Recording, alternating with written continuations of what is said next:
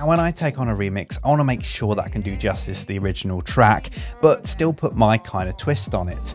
But what happens when the original track is by an absolute house legend, and the original track itself is actually one of my favourite house tracks of all time?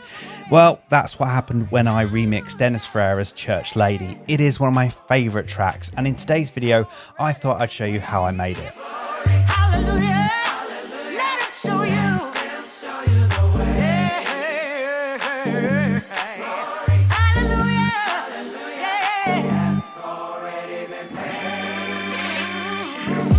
Church lady, can you save her prayer? She ain't been home since last night. So just recently I did a compilation for Street King, a sister label of King Street Records in New York, and they asked me to come up with a couple of exclusives for the actual compilation. Now this was a couple of remixes and an original track, and one of those remixes, well, they asked me to remix Dennis Ferrer's Church Lady. Now this is one of my favourite house tracks of all time. I've played it so much in my sets, and even to this day I still play it. And taking on this kind of remix challenge was something that I really had to think about. I wasn't quite sure if I was going to be able to do it justice, and to be honest that scared me quite a bit. But I said yes anyway, because I thought, well, why didn't I give it a go and see how it turns out? So I did it, and this is the result. I'm going to talk you through how I made this remix. So when I first started looking at this remix, I was thinking about what I could actually do with it. And because I love the original so much, I wanted to do something that was quite true to the original, but gave a kind of Dirty Secretz kind of twist. So what I kind of wanted to do is almost come up with a bootleg style remix. So using a lot of parts from the original, but also then giving it some Dirty Secretz kind of flair.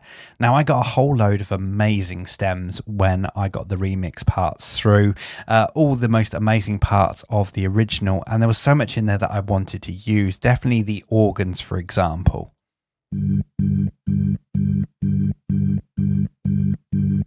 In the original, that organ just really comes through. It really kind of pushes the track on. So I know that was one that I wanted to use, but I also wanted to use the other organ that appears within the track.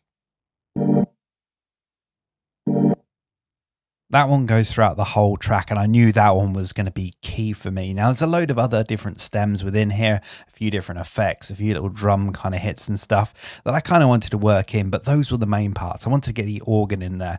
And of course, I've got also all the vocal parts as well, so many different vocal parts, and I wanted to use them all. Really, the vocals were what made the track what it was. I wanted to use all of those vocals and create a full vocal mix of this track.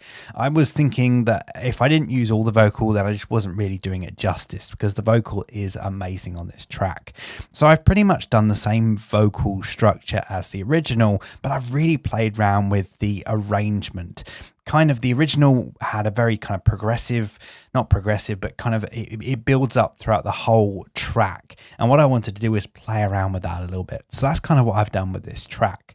So first of all, let's have a look at the parts that I did use. So we've got the organ within here. This is the first hit, that kind of that monotonous kind of on every single beat. But I didn't want to just use it as it came. I didn't want to just use it on every single beat. I wanted to kind of maybe break it up, and this is where kind of creating the remix really happened. And what I thought would be quite cool is just to use one of those hits rather than every beat. I'm doing it on every one beat, so on the first kick of every bar. And then I also wanted to put that other organ in there as well.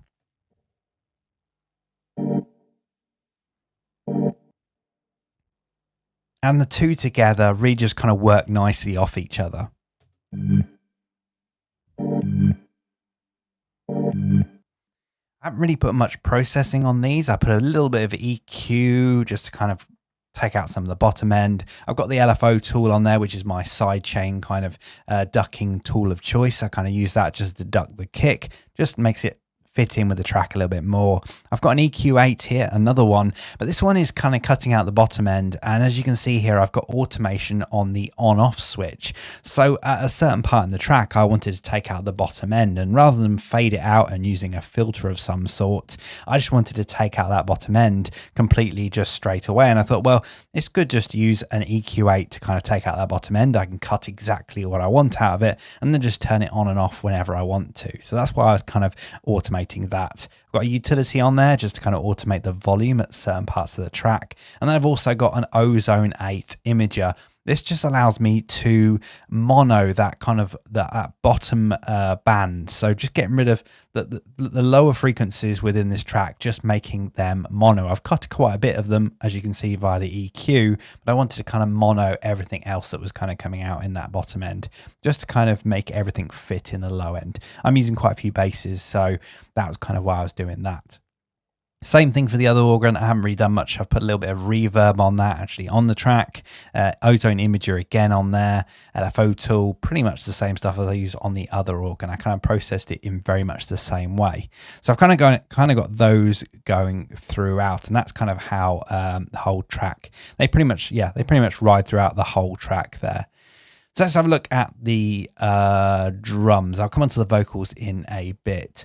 So the drums, I kind of use my usual kind of Dirty Secretz style drums. And in this case, I've actually got two kicks within here. Now, usually I'd actually put them on one single track. I've actually got a lower kick and an upper kick. So one with a lot of low end presence and then one with a lot of high end presence. And I don't know why I didn't put them on one track. I've got them split across two. I was probably working really quickly.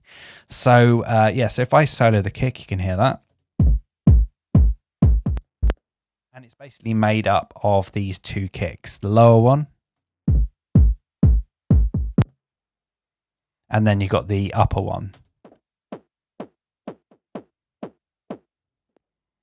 So that one's really just kind of a click, and they're just two different samples, just EQ'd differently. That's all they are.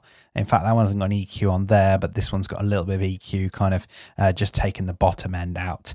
And I'm just using that just because the original kick, I probably used that one. It wasn't giving me the crunch that I quite wanted, so I added another one over the top of it. I should have just done it on the same channel. Not sure why I didn't, but then I've kind of grouped them both together, and again I can process them from here. I've got a bit of decimort on there, which I think, yes, I've got a bit of a preamp going in there using the ASR 10 preset. It's a nice crunchy kind of effect to it, so I'm using that. EQ from the Neutron 3 utility just to automate, and again I've got that kind of low end cut that I did with the organ. Again, that's all about those kind of breakdowns where I want to kind of just take the bottom end out of the kick and the organ and the bass and things like that. So that's kind of my kick. Then we've also got the tops. Of course, we got the tops. So these are all the claps I've got. So I've got a load of claps. 1, 2, 3, 4, 5 claps within there. In fact, that's a duplicate. I've got 2. Yeah, so that one's a live clap that I've actually got elsewhere, somewhere else in the track. I'm not quite sure why they're on a different track. Must be for some reason. I can't remember why I did that. So I've got this clap within here.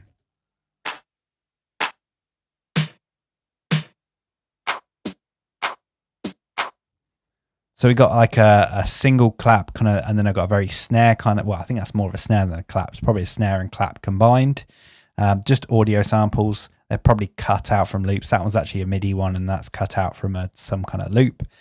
Then I've also got this kind of jacking kind of loop. I've probably cut out the, see what we've done with that. Yes, I've consolidated this at some point, I think. But it was probably another drum loop that I've just cut the snare and clap out from. Just gives it that kind of jack-in sound. I've also got this live clap as well. That's really, really low in the mix, but it just kind of fills it out. Then I've also got what I call a slosh hat, which is kind of very kind of housey kind of hi-hat. In fact, that's just a shaker. I'm not quite sure why I've called it that. Maybe I've kind of moved things around. And I've also got another hi-hat here, just providing a little bit of high end.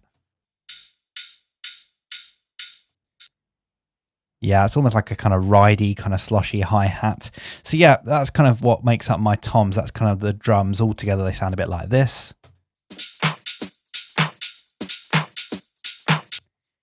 No processing on the tops group within here. I've got some EQ. Actually, sorry, yes, I do have some processing. I've got the ozone imager just to give it a bit of width at the top. I always like pushing my top drums out kind of quite a bit on the top end, so it just makes it a little bit wider.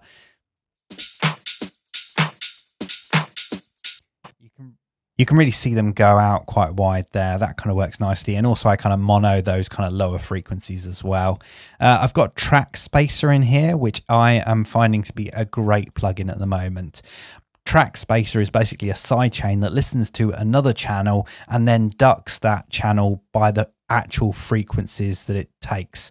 So for example, I've got this set up against the vocal channel. So whenever the vocal comes in, the actual drums the drum track that I've got it on is ducked by just the frequencies that the vocals take up. So rather than actually ducking across the whole board, so just reducing the volume, it just takes out those frequencies that the vocals are taking out, which works really nicely and just gives it a little bit of room. You can kind of see it with, let's see if I can find a bit of vocal and you can see how this actually works.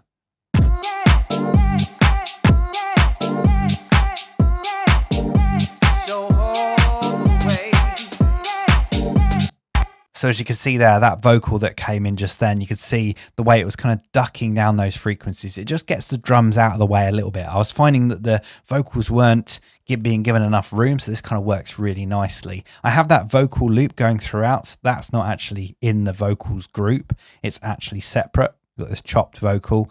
So it's just a vocals group. So this is all the main vocals that I really want to stand out. The actual chopped vocal, I want it to feel like part of the track. So that's why it's not ducking there. So that's kind of the drums, how the drums are set up. I've got the kick in its own group. I've got the tops within their own group, and then they're all grouped as drums.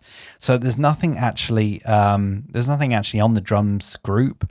I just have it like that just in case I need to export the drums. So I can actually just listen to all the drums together, or I can actually export it just as a drums stem if I need to. It's just handy. And that's something I'm actually building into my new template, my new Ableton template. I'll be doing a video on that really soon. But yeah, that's kind of my new process that I've been doing recently, is actually separating them into almost 5 stem groups. So that's the drums. That's how the drums are sounding, and that's pretty much the whole intro. You've got the drums going, you've got the vocals kind of coming in.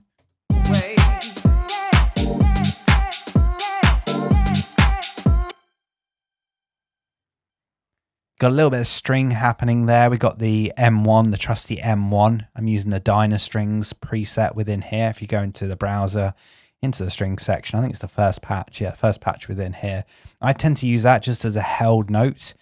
So I think we just got 1 held note there. No, 2 held notes. So you can see there, it's just 1 octave up. So just 2 notes there. And just creates that kind of tension, and I've got it automated. Yeah, I think I've got the volume automating so that the string just kind of comes in. It's kind of gives this kind of nice build effect.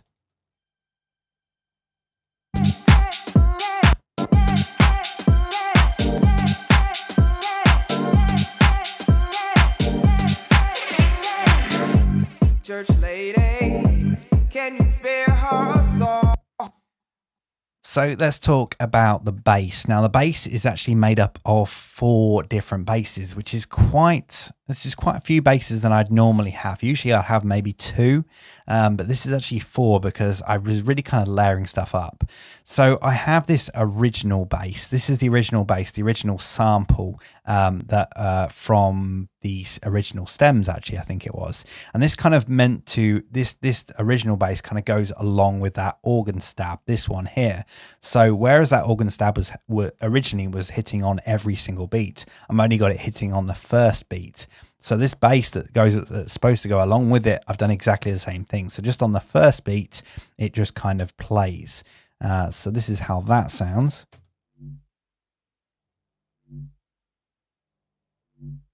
You can kind of hear it, but the LFO tool obviously is sidechaining it.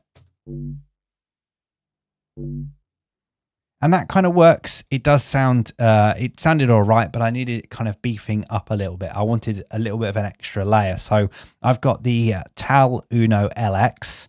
I love this synth. This synth is so cool. It's based on a kind of Juno, so it works. It just sounds great. I'm using the xylophone preset within here. And I just wanted to, it's just thickening up that bass there. So this is how this one sounds.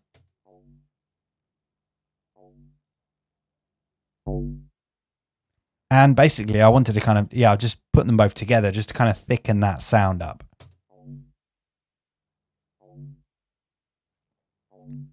And that kind of works well. I've got an LFO. What else have I got here? I've got, Neutron 3, which is my kind of EQ. I was just using the EQ on that one. So you can see on that, I've really kind of cut out some of the top frequencies.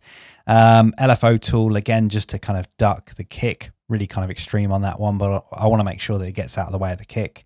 And I've got the same pretty much on both of those. The original bass has got the LFO tool. I think that's pretty much the same settings. I think so. Yeah, I think that's pretty much the same settings. So yeah, that's kind of the first bass. That's the first one that's kind of introduced. And I was kind of thinking about how I could kind of put something in between. When I'm kind of building up bass lines, I'm thinking, right, okay, so I've got one bass note, but there's nothing happening here. So I want something going on in between. And I was kind of auditioning a whole load of bass loops just to kind of see what would kind of work. And I actually found this bass loop, and it's not even a full loop that I've used. I've just used a kind of cut portion of it, and it sounds a little bit like this. It's very much sub bass, so you're gonna have to really struggle to hear it if you're listening on computers, laptop speakers. You might not be able to hear it, but on headphones you might be able to. And it's part of a much longer loop, but I just wanted this kind of fall, this kind of drop down, and I think it's actually it's a defected sample. I think it's from one of the defected sample packs. I don't know whereabouts it is on my hard drive.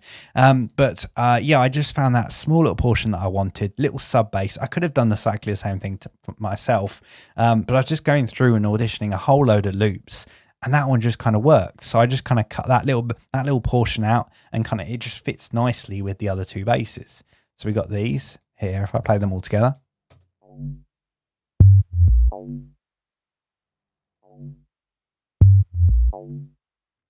It kind of just sits. It's kind of like this call and response thing. You got one saying one thing, then the other one comes back with another thing, and it goes back to the first one again.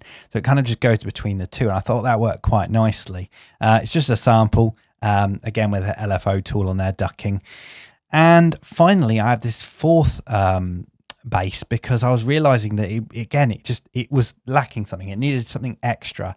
So I've got this kind of real subby style bass, and I think it's actually just an 808 kind of, it is actually a kick. It's actually a kick sample by the looks of it. I think it's an 808 kick perhaps. I've rolled a little bit off on the attack just to get rid of some of that clicking. But yeah, I wanted this kind of thumpy 808 kind of bass.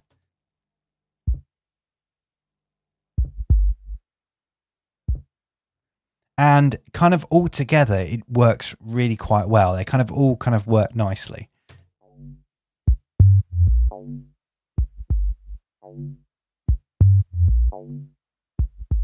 I think it works well because your brain's going between all four sounds, or all three sounds, and it just kind of works.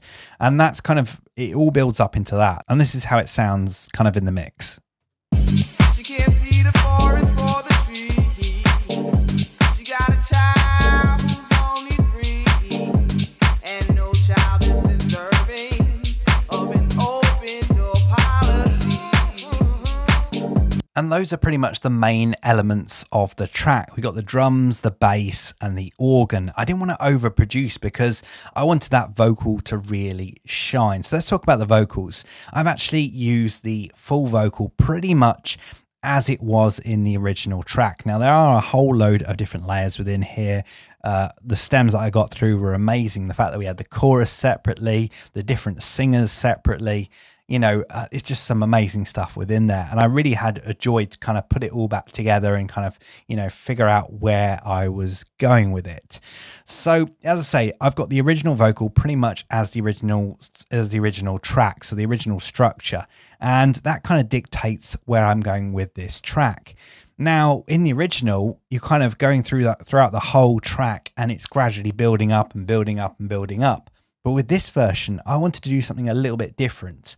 Because it's such a recognizable vocal, I really wanted it to shine. So rather than actually kind of building up, I wanted to kind of take bits away here and there. So rather than adding more and more elements on as you go through the track, I thought I'd take away certain elements and then bring them back in again, just to give it that, I don't know, that deeper kind of feel, but also really let that vocal shine. So at the very start, I kind of used the drums to kind of build everything up. We got the strings kind of building, got the vocal kind of starting to come in, but just as the main vocal comes in, everything gets stripped back.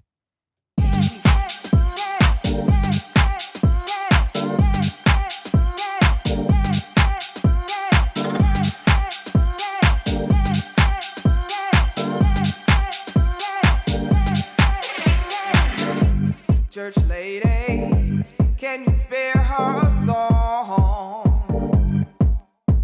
'Cause glory, hallelujah, ain't enough for her wrong.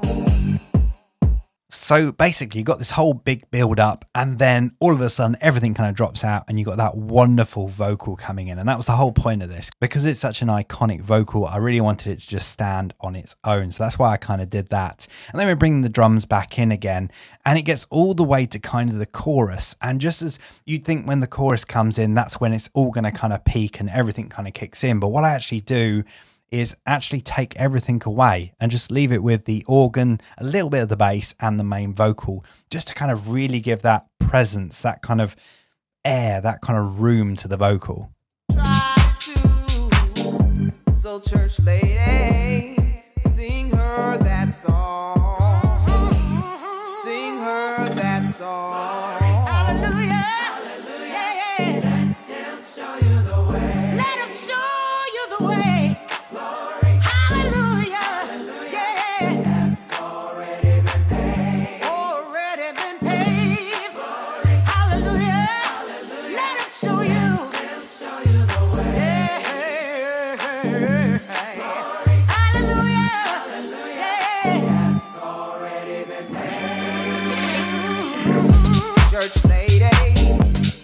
So even though I've taken out a whole load of stuff there, it really allows that vocal to shine, that wonderful chorus, that kind of gospel-y kind of chorus. And because I was listening to that kind of gospel-y kind of sound, I thought, well, it'd be great to have some crowd noise in the background. Some really kind of, you can hear the crowd almost like it's being sung live. So I've got some crowd noise in there.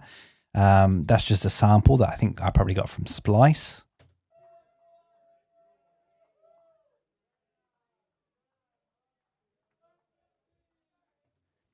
It's really, really low in the mix. And I've also got some air in there as well. That's just kind of some ambient sound, ambient noise, just to kind of, I don't know, fill it out a little bit. So it really feels like it's in a room of some sort.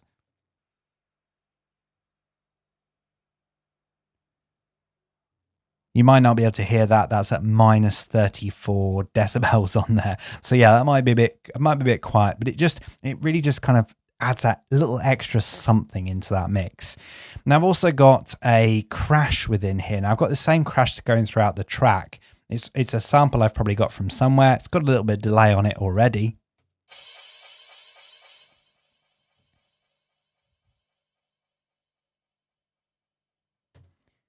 It's a really nice crash. I really love that. But what I wanted to do in the breakdown is kind of, rather than using like a snare drum to do kind of a build up, where you'd usually have a snare roll, I want to do something a bit lighter, a little bit kind of, I didn't want it to feel like a massive kind of club hit. I just wanted it to feel something that was kind of building up, but not as heavy as a snare. So what I did was I actually looped that crash, or part of that crash. So if I go into the sample here, you can see that actually we've got the crash sample here. So this is the full crash sample like there.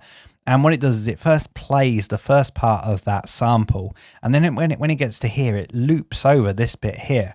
So it's just looping over a small part of the crash, and it gives this kind of repeated effect.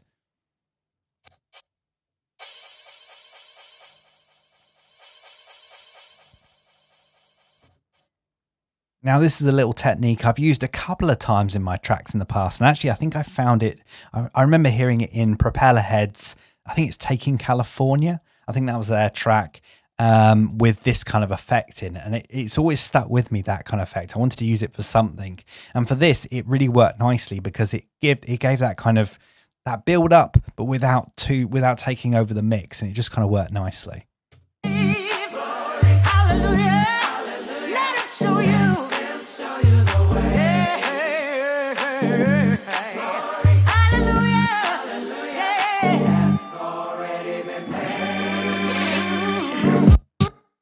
Now we've also got this percussive fill again from the original stems, because again this track is so well known that even the effects you just know from a mile off, you know, what track it is.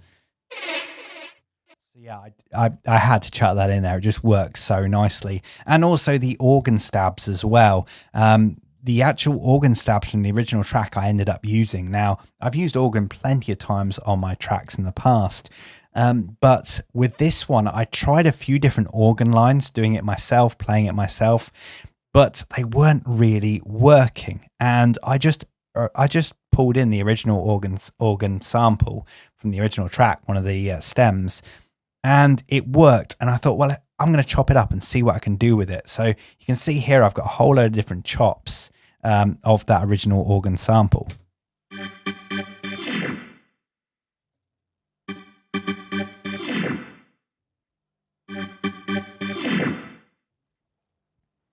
Just really simple chops within there, but it just kind of works with the rest of the track. Church lady, can you save her prayer? She ain't been home since last night, and she's got us running scared. I really just kind of chopped it up, and I've added, like, kind of made different lengths of them as well, just to add variation, just playing around with it. And as you can see, it's not even done via MIDI, it's just done via audio. And I've kind of just dragged it off the beat. So I've just kind of just dragged it, I think holding down Alt, which allows you to just kind of drag it wherever you want to, away from the grid. And I've just kind of played around with the timing just to kind of see, you know, what kind of worked. I was going through feel rather than anything else, rather than kind of using my brain. I was just kind of feeling it out.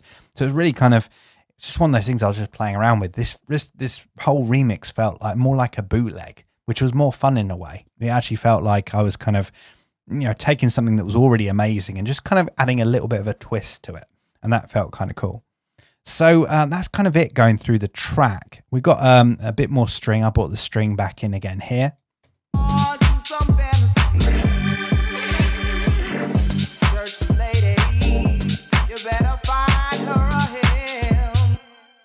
So again, it's just that same string from earlier. I'm just using that kind of held string. And you can see here where there's kind of gaps where I'm taking out the claps and stuff, just allowing the kick and the bass to go together, and then drops and stuff. The drops and taking stuff out just makes, whenever you bring it back in again, sound even better. And that kind of goes throughout the whole track. And then towards the end of the track, where it really kind of is building towards its climax, I really kind of took it down a level. I wanted to really kind of make it quite deep, because I love this kind of the O vocals within here, these wonderful these ones. Yeah, those vocals are just amazing, and I kind of use that to kind of just take the mood down a little bit, so that when it gets to here, the main breakdown, all you've got going is the clap, yeah, just the claps, a little bit of organ, and then the vocal. That's all there is.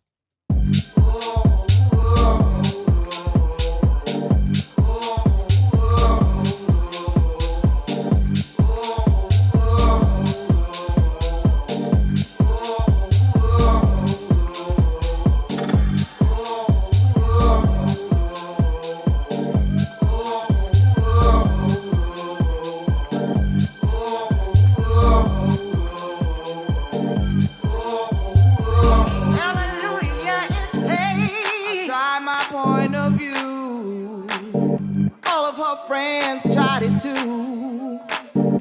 So church lady, sing her that song. Sing her that song.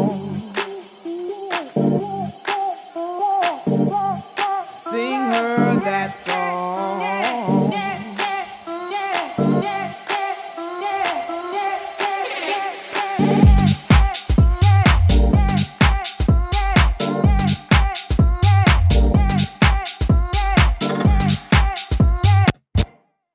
So that's pretty much the end of the main vocal of this track. So it's kind of almost getting into the outro territory. Rather, we're doing the main kind of breakdown here, but then we're on almost kind of on the home stretch, the outro of the track. So yeah, I kind of thought, well, I'll bring in this kind of original kind of looped chopped sample, and rather than just playing it through like I did before, just kind of statically as it was before, I really wanted to kind of chop it up. So I've got these kind of real good chops going on.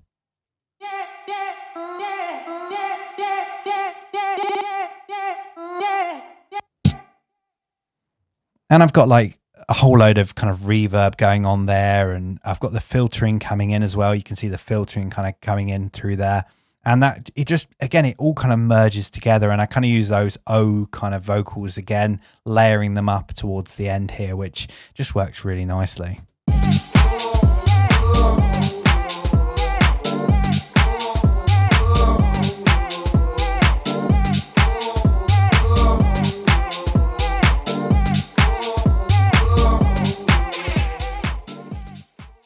That's pretty much it. I didn't want to do too much to it. I didn't want to ruin the track by adding too many more layers onto it. And even when I tried to put more melodies on it and kind of complement it with other stuff that I'd normally do, it just wasn't working, and I didn't want to force something else on it. So I kind of took the approach of, okay, how am I going to tweak this track? Almost make my own kind of edit of it.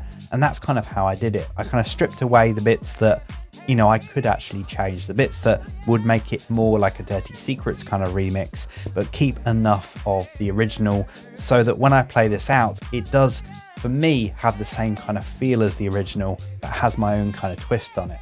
So yeah, it was one of those things, one of those projects, one of those remixes that I really had to think about, because honestly, it scared me quite a bit when I took it on. It is a monster of a track for an artist which I hold in such high regard, and I didn't want to mess the remix up. I didn't want to do a bad version of it and have it kind of almost regret it like years to come. And I think I've done a decent job on it. It's something that I've been playing for the last few months, and I think that's a good sign. As long as I keep playing it and as long as I keep liking it, then yeah, I think I've done a decent job with it. So hopefully this has been useful to you. I just wanted to put this video out there just to kind of show you that even though I've been making remixes for years, I still will take on remixes that do scare me. And every now and again, I'm not quite sure whether I'm going to be able to live up to that original track. And that kind of scares you, but sometimes you just kind of do that and see where you get with it.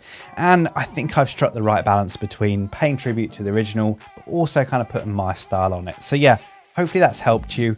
And if it has, definitely get subscribed to my channel. I've got a load more of these track deconstructions, me going through my tracks and how I made them, all on my channel. So get subscribed, hit that notification bell so you're notified the moment I upload a brand new video, and hopefully I'll see you again in the next one.